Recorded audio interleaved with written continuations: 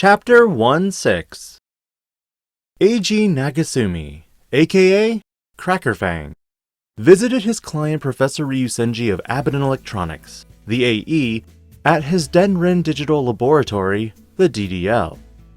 There, he received a Digimon, along with the latest Digimon dock, the Digimon Linker. After getting takeout at the restaurant in front of the metro station, a beef bowl with soft-boiled egg on the side, Eiji headed home in high spirits that he hadn't felt in a long time. He rang the bell of the Buddhist altar. His room was a very small one-room apartment, the size of 3 tatami mats, with a loft, furniture-style Buddhist altar, and LED candles. He didn't usually offer incense because that would cause a fire. I'm home. Mom, Dad, Grandma, and Grandpa? He greeted his dog too. His family's mortuary tablet had the names of his family members. For some reason, there was even one for a dog that he had a long time ago.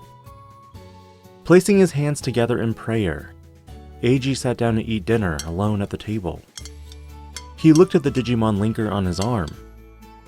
Never seen a Digimon like you before. Lugamon.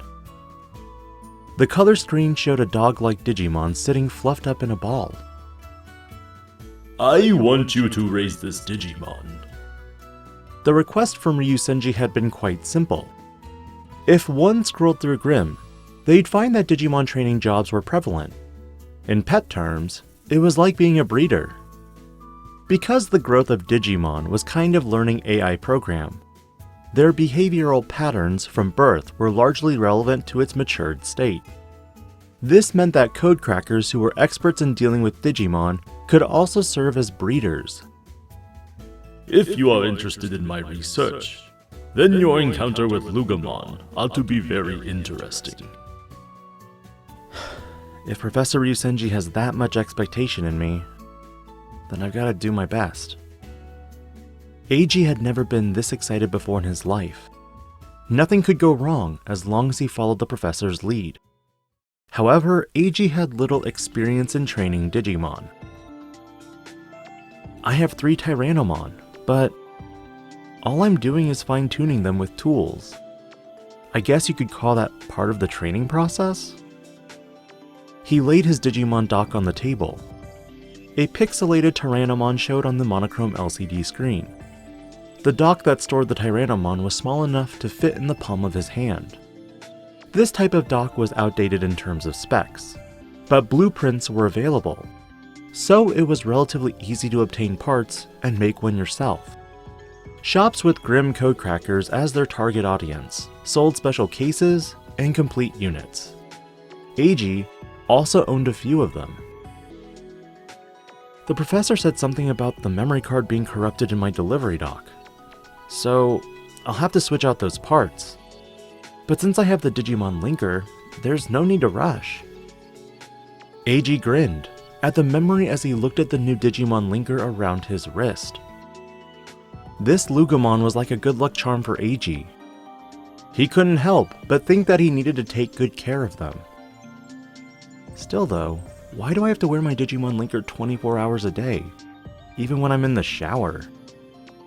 It wasn't really a problem since it was completely waterproof and antibacterial, but still. Lugamon grew during the 2 to 3 days that it took for Eiji to learn how to operate the new gadget. It was a Digimon that grew up fast, as they felt Eiji's heartbeat through the Digimon Linker. It feels like I have my own kid, growing big as I carry them around in my heart. Eiji looked fondly at the Digimon in his wristwatch. Digimon growth, in other words, their evolution, is systematic. When a Digimon hatches from a Digi-Egg, they start off at the baby level. Like a newborn baby, it has not yet learned anything, and is not immediately useful as a tool. Normally, one would start raising a Digimon from the baby level. However, Lugamon was already at the child level, the next stage of growth. Eiji posted questions to breeders in Grimm. Naturally, he didn't mention his job for Ryusenji or about Lugamon. but he did ask about how to raise dog-like Digimon in general. After all, when he searched Grimm for information on Lugomon, he didn't get any hits. AI learning programs and training programs, there's actually a lot to this. It might even be a bit of a pain in the neck. AG started to almost regret taking this job. When was the last time I even owned a pet? I guess not since my dog died when I was a kid. To see firsthand, with my own eyes, the natural digital world, and the Digimon in their own habitat.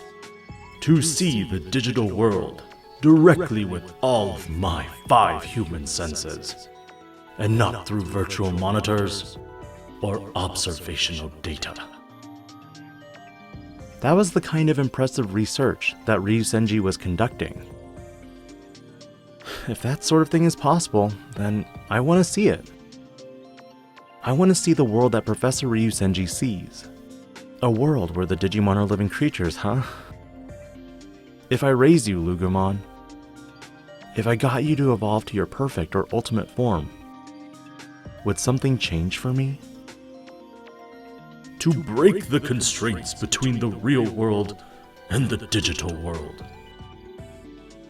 If he became a top-notch codecracker like that, which Ryusenji said was possible. There was the sound of a notification. AG picked up his smartphone. He had received a reply to his question post on Grimm. Fang, congratulations on becoming a Digimon breeder. If you're raising a Digimon from child level, then I recommend keeping it with a number of other Digimon. When you have more than one Digimon together, they'll play and learn from each other. I see. So, you keep a number of Digimon together. Many thanks to the collective knowledge. AG immediately connected his Tyrannomon dock to the Digimon linker. Being the latest model, the Digimon linker had more than enough capacity and processing power. It would be a good idea to transfer his Tyrannomon in with Lugomon for company. But in his excitement, AG didn't read the rest of the answer. Some Digimon have a social hierarchy though, much like dogs do. It's important that you discipline them first. Which was why trouble came about several days later.